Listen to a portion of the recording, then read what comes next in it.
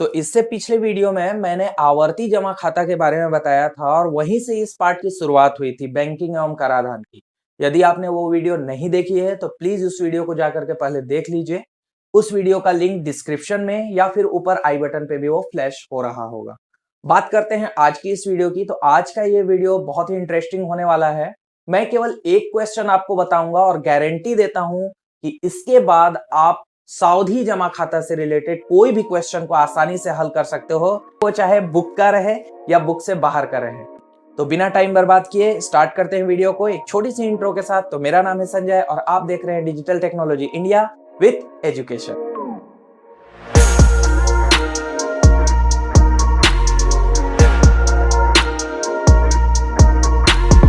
तो बात करेंगे हम लोग सावधि जमा खाता के बारे में। तो सावधि जमा खाता क्या होता है कि बैंक में हम लोग सावधि जमा खाता का एक अकाउंट खुलवाते हैं और एक नियत समय के लिए, एक निश्चित समय के लिए हम लोग जाकर के पैसा इन्वेस्ट करते हैं, लेकिन थोड़ा ज्यादा अमाउंट पैसे का। ठीक है, मतलब जैसे 10,000, 20,000, 15,000 ऐसे करके एक बार में हम लोग जमा कर देते हैं 2 साल 3 साल के लिए। मतलब इसमें महीने की बात नहीं होती। ठीक है, इसमें महीने की बात नहीं होती। इसमें सीधे सीधे आपको मतलब 2 साल 4 साल के लिए आप सीधा पैसा जमा कर दीजिए, बात खत्म, ऐसा रहता है। ठीक है, तो सावधि जमा खाता किसे कहेंगे? एक निश्चित धनराशि, एक निश्चित पैसा को हम लोग निश्चित टाइम के लिए, एक समय के लिए, 2 वर्ष 4 वर्ष के लिए हम जब पैसे को बैंक में जमा कर देते हैं तो हमको जो पैसा मिलता है। अच्छा, एक चीज और कि सावधि जमा खाता में आपको चक्रवृद्धि ब्याज मिलता है।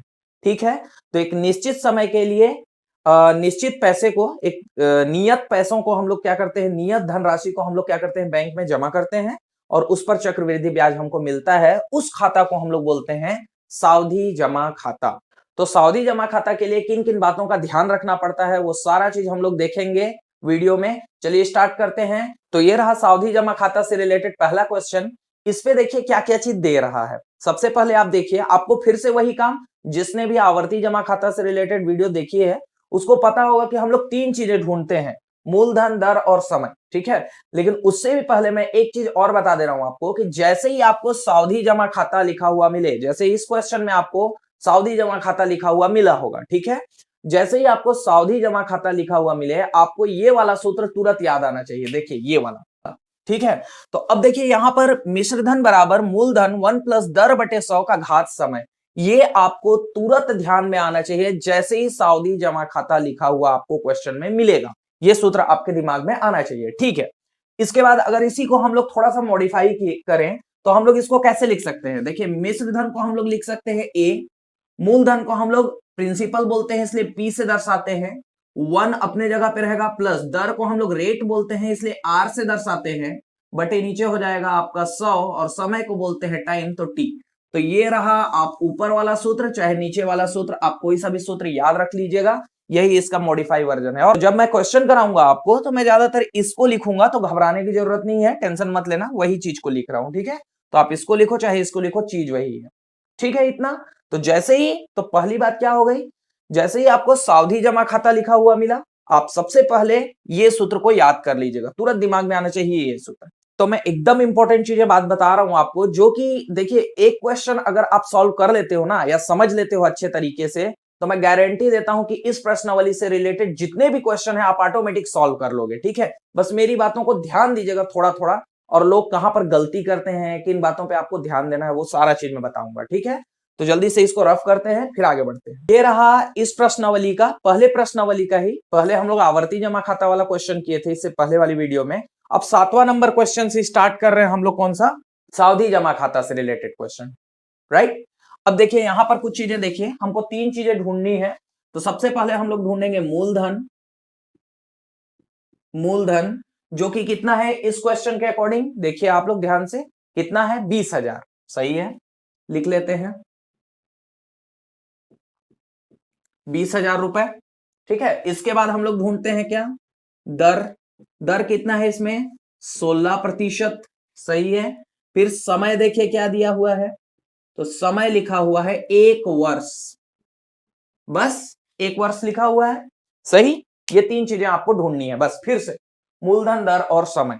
आवर्ती में मूलधन को मासिक जमा धन बोल रहे हैं। ठीक है, अब जैसे ही आप ये 3 चीजें ढूंढ लोगे, मूलधन, दर और समय ढूंढ लोगे, अब सबसे इंपॉर्टेंट पॉइंट आता है इस क्वेश्चन का, मतलब सावधि जमा खाता से रिलेटेड अगर आपको क्वेश्चन बनाने हैं तो अब मेन पॉइंट आता है। आप क्वेश्चन को ध्यान से देखिए और सबसे पहले आप लोगों ने क्या देखा कि हाँ सावधि लिखा हुआ था, सही बात है। फिर तुरंत आपके दिमाग में ये वाला सूत्र अभी आया होगा आपके दिमाग में, ठीक है, ये सूत्र आ रहा होगा, सही है। मैं सूत्र भी लिख देता हूं यहां पर, देखिए सूत्र था हमारा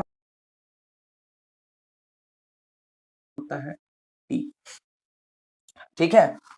मूलधन को प्रिंसिपल कहा जाता है, P से दर्शाते हैं, दर को R कहा जाता है रेट, और समय को टाइम T कहा जाता है, ठीक है। इतना चीज था। अब देखिए आप क्वेश्चन को ध्यान से पढ़िए कि क्या लिखा हुआ है। अगर आप ध्यान से पढ़ोगे, एकदम ध्यान से पढ़ना है, और यही है मेन पॉइंट सावधि जमा खाता के लिए। आपको यह देखना है कि क्वेश्चन में तिमाही लिखा है कि छमाही लिखा है, बस इतना ही छोटा सा चीज है यार। अगर आपको यह पता है ना, मैं गारंटी देता हूं आपसे कोई क्वेश्चन गलत नहीं होगा। बस आपको पढ़ना है क्वेश्चन को ध्यान से, और तिमाही लिखा है कि छमाही लिखा है ना कमाल का ट्रिक। अब मैं बताता हूं आपको, देखिए तिमाही, इस क्वेश्चन के अकॉर्डिंग क्या लिखा हुआ है, तिमाही लिखा हुआ है, सही है। तो तिमाही क्या होता है, 3-3 माह, मतलब अगर एक साल में 12 महीने होते हैं, तो 12 महीने को अगर 3-3 महीने में तोड़ा जाए तो जनवरी फरवरी मार्च एक तो तिमाही हो गया, ठीक है। फिर अप्रैल मई जून दूसरा तिमाही हो गया, ठीक है। फिर जुलाई अगस्त सितंबर तीसरा तिमाही हो गया। फिर अक्टूबर नवंबर दिसंबर चौथा तिमाही हो गया, ठीक है। तो ऐसे एक साल को, मतलब 12 महीने को हम लोग 4 तिमाही में तोड़ सकते हैं, सही है। तो तिमाही के लिए मैं कुछ ट्रिक्स बता रहा हूं, इधर साइड में लिख रहा हूं, ध्यान दीजिएगा। अगर आपके क्वेश्चन में तिमाही लिखा हुआ रहे या फिर तिमाही ना लिखा रहेगा, तो आपके में क्या लिखा रहेगा, छमाही लिखा रहेगा। दोनों में से कोई भी एक चीज लिखा रहेगा, तिमाही या छमाही। अगर वार्षिक लिखा रहेगा तो कुछ नहीं करना है, चुपचाप सीधा क्वेश्चन सॉल्व कीजिए आप बिना कुछ कहे। लेकिन ज्यादातर क्वेश्चन में तिमाही और छमाही लिखा रहता है, और यहीं पर लोग गलती करते हैं, ठीक है।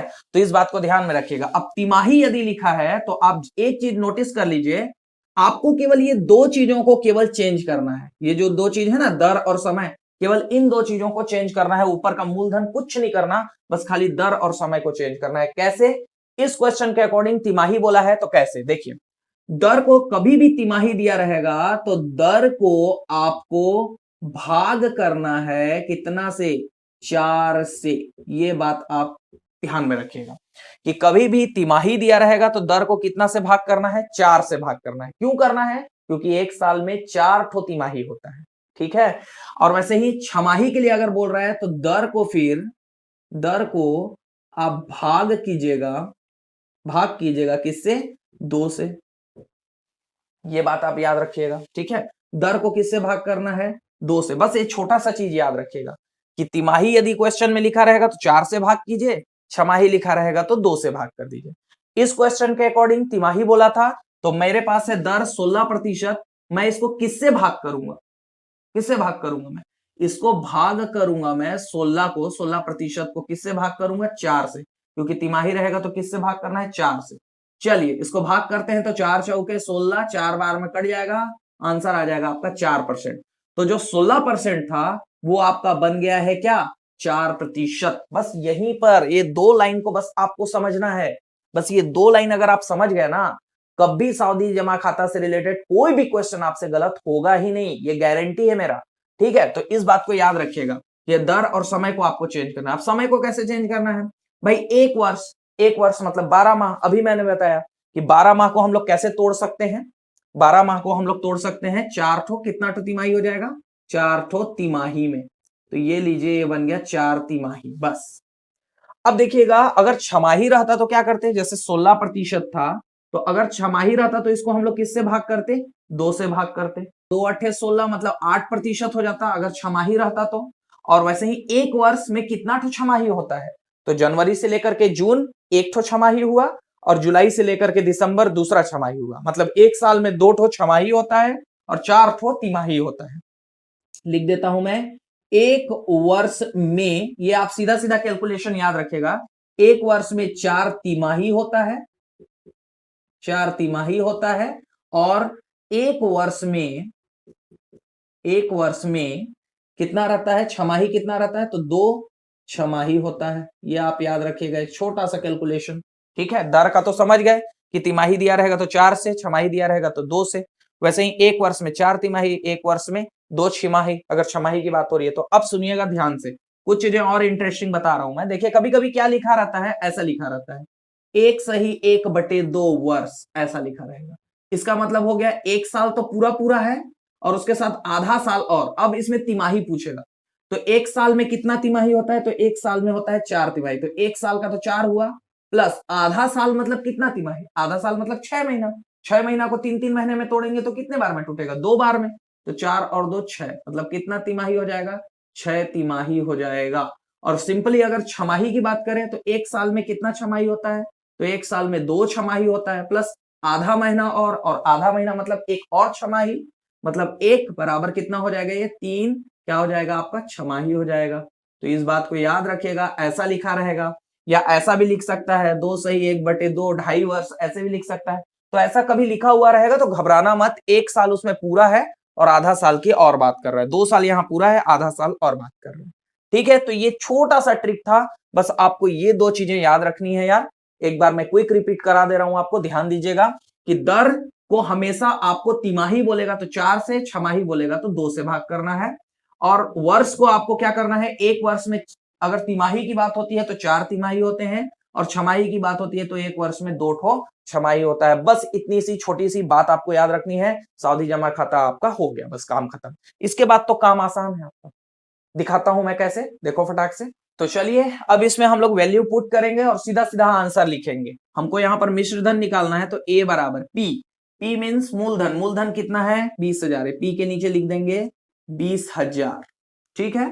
फिर उसके बाद कोष्टक है, कोष्टक लगाया 1 था, 1 लगाया, प्लस था, प्लस किए R कितना है 16%, नहीं 16% को हम लोगों ने चेंज कर दिया है किसमें, 4% में, तो R का मान क्या हो जाएगा 4 बटे नीचे 100 का घात क्या हो जाता है T, समय, समय क्या 1 वर्ष, नहीं कितना 4 तिमाही। बस यहीं पर तो लोग गलती करते हैं, इस चीज को बदलते नहीं है, डायरेक्ट इसको लेकर के हल करते हैं, फिर आंसर आ नहीं पाता और फिर सोचते हैं कि हम तो एग्जाम में सही लिख करके आए थे, ठीक है, जबकि ये गलतियां होती हैं छोटी छोटी, ठीक है। चलिए अब इसको सॉल्व करते हैं एकदम आसान तरीके से। तो A बराबर हो जाएगा आपका 20,000 का 20,000, ठीक है। फिर उसके बाद देखिए यहाँ पर, यहां आप चाहो तो काटना चाहो तो काट सकते हो, लेकिन मैं बोलूंगा आपको कि मत काटिएगा, ज्यादा आसान रहेगा, ठीक है। वैसे जनरली मैं क्या बोलता हूं कि काटने से और आसान होता है, सही बात है, लेकिन इसमें अगर आप नहीं काटोगे ना तो और ज्यादा आसान होगा। देखो कैसे, काटना चाहो तो काट सकते हो, कोई दिक्कत नहीं है ना, लेकिन मैं बोलूंगा मत काटो। देखो मेरे तरीके से करो, 100 का इससे गुणा होगा, 100 एकम 100 ही रहेगा, ऊपर 4 को जोड़ दीजिए क्योंकि प्लस है, तो 4 हो जाएगा, मतलब कितना हो जाएगा 104, 100 एकम 100 और 4 जोड़ा 104, और ये बटे में कौन है 100, तो बटे में क्या हो जाएगा 100 का घात क्या हो जाएगा 4, ऐसा रहता है ये। आगे देखिए, किसी भी चीज के ऊपर जितना घात लगा रहता है उसको उतना बार लिखते हैं, तो सही है। देखिए A बराबर हो जाएगा आपका 20,000, ये तो अपने जगह पे रहेगा, और ये कोष्टक है मतलब गुणा होता है, और 104 बटे 100 का घात 4 लिखा है, मतलब इसको कितने बार लिखना पड़ेगा 104 बटे 100 गुणित 4 बार, ठीक है, 104 बटे 100 गुणित ऐसे 4 बार हम लोगों ने लिख दिया।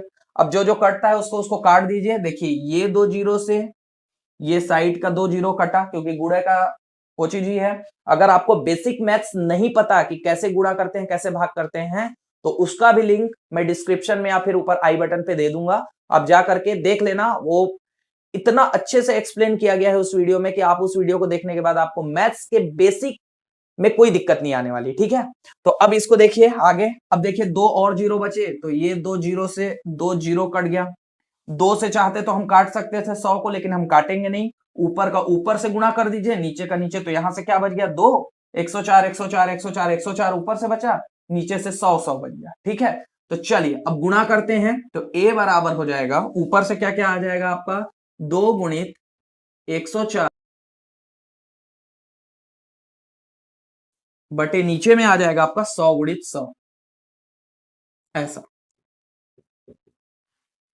ऐसा, ठीक है।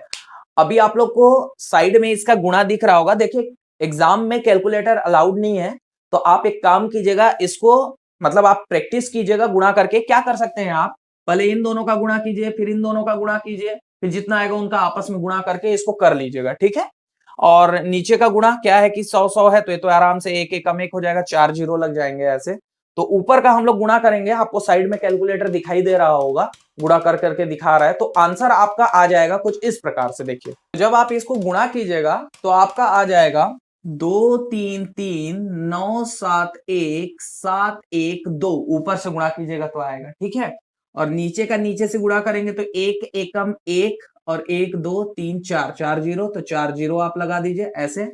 अब आपको इसको करना है ऊपर वाले से भाग। तो ठीक है, गुणा करना तो आसान था लेकिन भाग करना सबसे ज्यादा दिक्कत है ना, लेकिन मैं उसका टेक्निक बता दे रहा हूं आपको।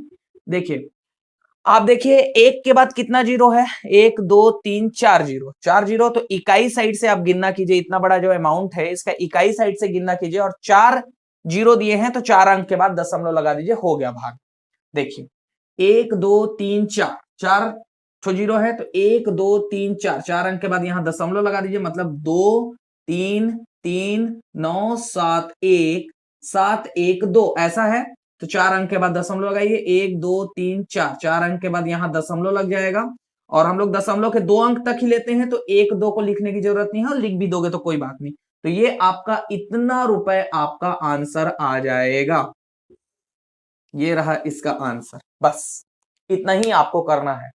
फिर सावधि जमा खाता से रिलेटेड कोई भी क्वेश्चन रहे, चाहे कोई भी क्वेश्चन रहे, ये सारे क्वेश्चन जो दिखाई दे रहे हैं आपको स्क्रीन पे, कोई सा भी क्वेश्चन रहे, आप आसानी से इसको सॉल्व कर सकते हो बिल्कुल इसी विधि से जो मैं बताया।